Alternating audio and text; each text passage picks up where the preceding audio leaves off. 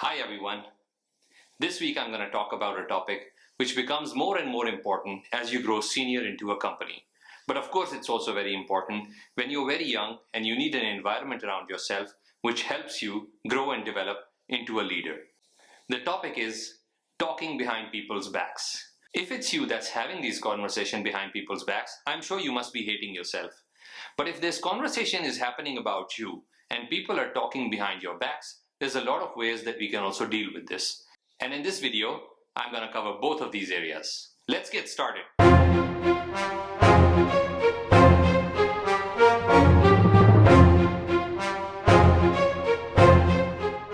Now, the first and most common reason why I think people talk behind each other's backs is because they are trying to assess their own self-worth. They're trying to place themselves. They're trying to get attention of people and tell people that, look at me, I'm so good. Look at this person, in comparison to me, they're not good. In effect, what they're trying to do is to bring attention towards themselves in a very, very negative way. The second most common reason is jealousy. People who are talking behind your back, or if you are talking behind someone's back, you are normally motivated by jealousy. You feel that this other person is better than you, or people feel that you are better than them, and then therefore they try and dig a grave for you so that it becomes difficult for you to succeed. You're just so good. The third reason is already having a negative mindset, or looking at each situation and thinking, this situation is being created so that it is charged against me. This person is trying to succeed in a certain project so that I look bad. What a negative person is perceiving in any situation is that the whole world is conspiring against them. When people don't have enough to do, they end up coming up with ideas and things that the whole world is conspiring against them. They gossip about it, they complain about it. Even if someone is trying to do something good, they see something wrong in it. And by talking about people behind their back, they are trying to feel included. They are trying to extract some joy out of the situation so that people feel this person feels like us. But what they don't realize is they are the ones with a negative mindset and they are creating a negative environment around them. The fourth reason that I see is that people try to muster support for a shared dislike of a person. They try to create an inner ring. We are all together in talking bad about a certain person.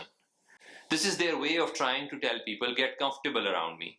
This is their way of trying to tell people, I can relate with you, you can relate with me. But unfortunately, it ends up having the exact opposite effect. Carelessly, you are making people feel insecure. The feeling that you're giving to people is that they cannot trust you with their backs, and that you will be stabbing them in the back at the first opportunity that you get. Now, whereas you were trying to create an environment where people will open up and talk to you, you have done exactly the opposite. The fifth most common reason is that people try to give off themselves as they have a better perspective on a certain situation. It doesn't help them, but this is how they wish to appear in front of people. When they're able to pinpoint mistakes in what some other person is doing, they have a feeling as if they are above this situation, as if they have the right to comment and reflect and tell how this should have been done better. Often, when they reflect in their own time, they probably realize that what they did was not even worth it. But they're unable to stop themselves at the time. Now, what happens when you are left in such an environment, when such an environment is breeding around you? Guess. The atmosphere is toxic.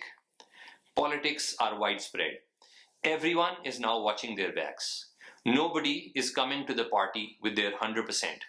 Nobody feels safe. Nobody wants to speak up. Nobody wants to take a risk.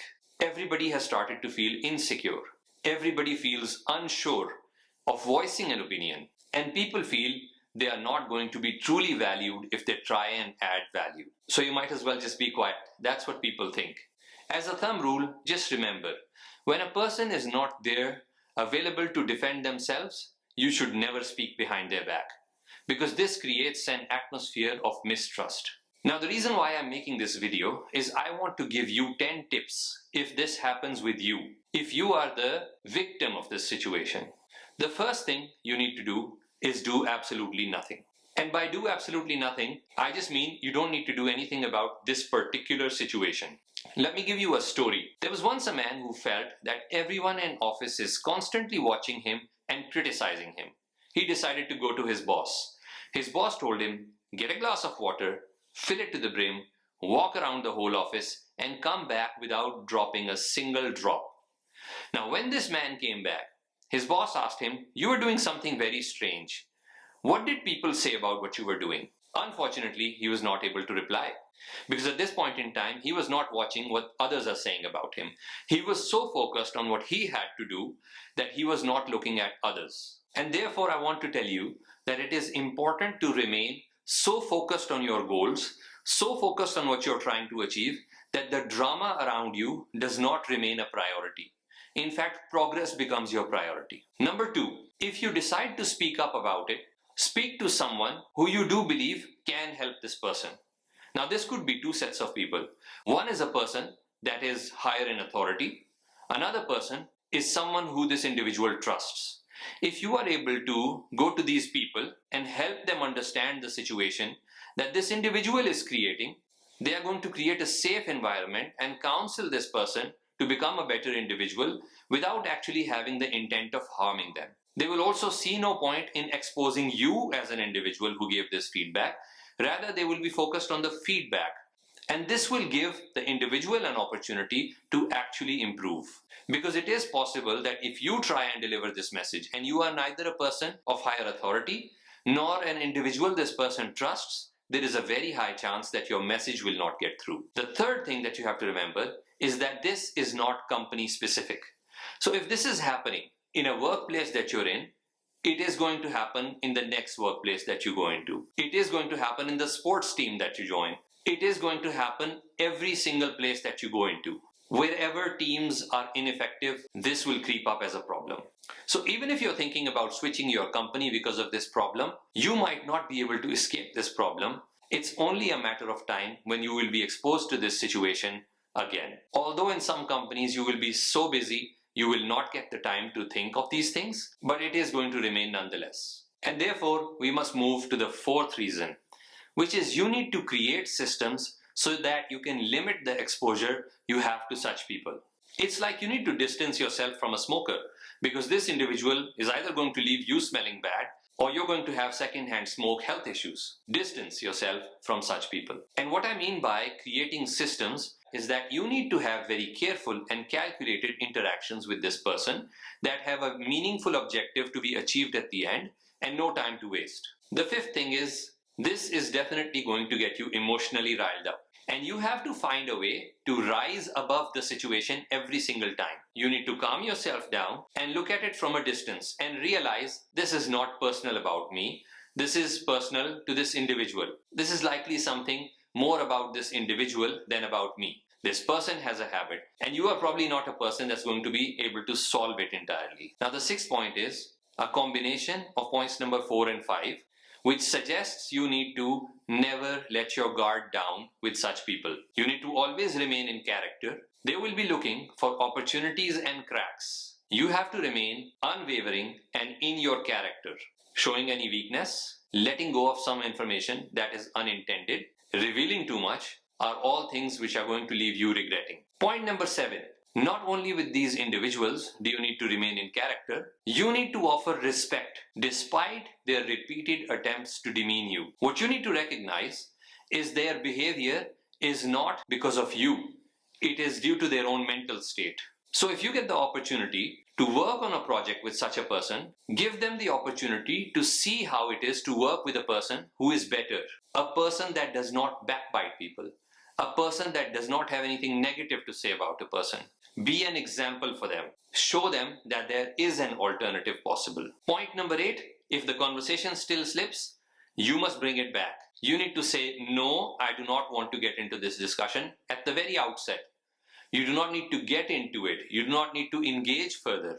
Because once you get into the toxic zone, it's going to be harder and harder to get out of it. You will realize taking this power back from them is the best thing you could do, and bringing the conversation to a neutral point is the best place to leave it. Find a way to do this without seeming disrespectful towards them. So you could say something like, hey, listen, I know what you're saying. I don't want to get into it because the person is not here to defend themselves right now.